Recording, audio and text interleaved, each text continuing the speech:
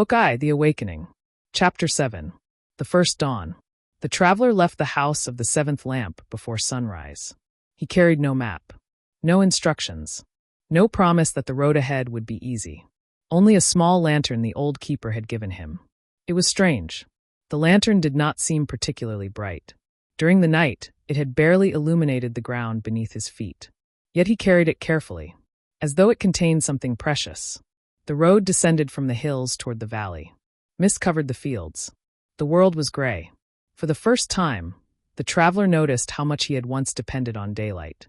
When everything was visible, walking was easy. You could see the road. You could see the stones. You could see where you were going.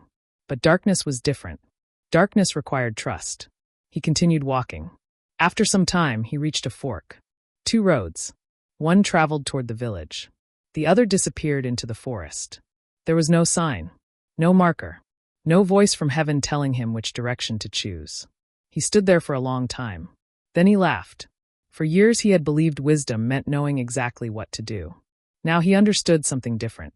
Sometimes wisdom meant knowing how to wait. So he sat beside the road. He placed the lantern beside him and waited. Nothing happened. The mist remained. The forest remained. The two roads remained. But gradually, the darkness began to change. Not because someone lit another lamp. Because morning was approaching. The traveler looked toward the horizon. A thin line of light appeared beneath the clouds. It was almost impossible to see. Yet it was enough. He stood. The lantern was no longer necessary. Not because it had failed. Because it had carried him through the night. He picked it up. For a moment he considered leaving it beside the road. Then he remembered the keeper's words. The lantern does not reveal everything. Only enough for the next faithful step. So he carried it with him. As the sun rose, the valley appeared. Trees, fields, houses, birds moving through the morning air. Everything looked ordinary. Yet the traveler felt as though he were seeing the world for the first time. The village below was the same village he had left. The houses were the same. The roads were the same. The people were the same. But something had changed. He had. That is the strange thing about awakening. The world does not always become different. You do. The traveler walked into the village. People recognized him. One man asked where he had been. Walking. Another asked what he had discovered. The traveler thought about the seventh lamp. The empty chair. The well.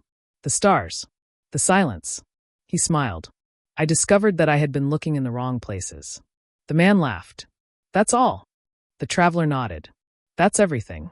He continued walking. At the center of the village stood a crowded marketplace. People shouted. Merchants called out. Children ran between stalls. Music played. The noise was familiar. But now the traveler noticed something he had never noticed before. Almost everyone was looking down. At their goods. Their work. Their arguments. Their transactions. Their concerns. Very few looked toward the sky. The traveler stopped. Above them, the morning sun had risen completely. No one seemed to notice. He looked at the lantern in his hand. Then he understood its purpose. It was never meant to replace the sun. It was meant to help him find his way until he could see again.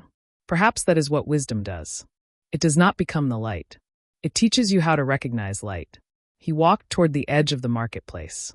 There, sitting alone beneath a tree, was an old woman. She looked at the lantern. You found one. The traveler looked surprised. Found what? A reason to keep walking. He sat beside her. How did you know?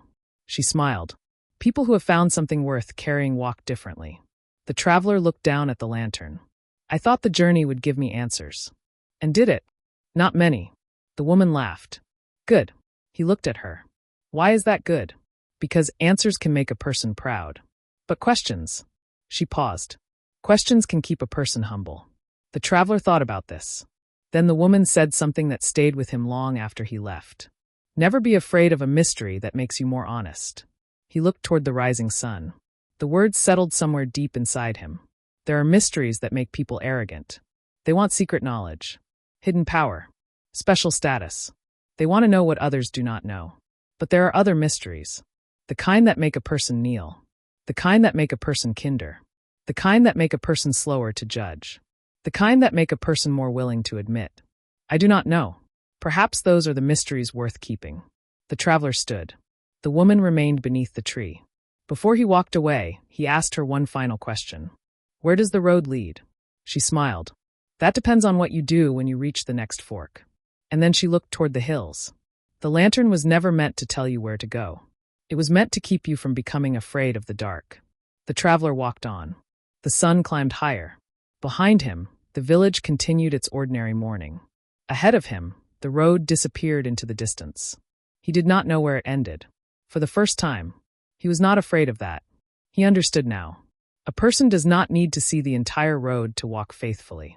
They only need enough light for the next step. And sometimes, that is all heaven gives. Not because heaven has forgotten you, but because learning to walk with limited vision may be part of the lesson. The traveler lifted the lantern. The flame flickered once in the morning light. Then he smiled and continued toward the unknown. If you've walked this far with the lantern, perhaps the next road is meant for you too. Until the next chapter, keep watch. Shalom.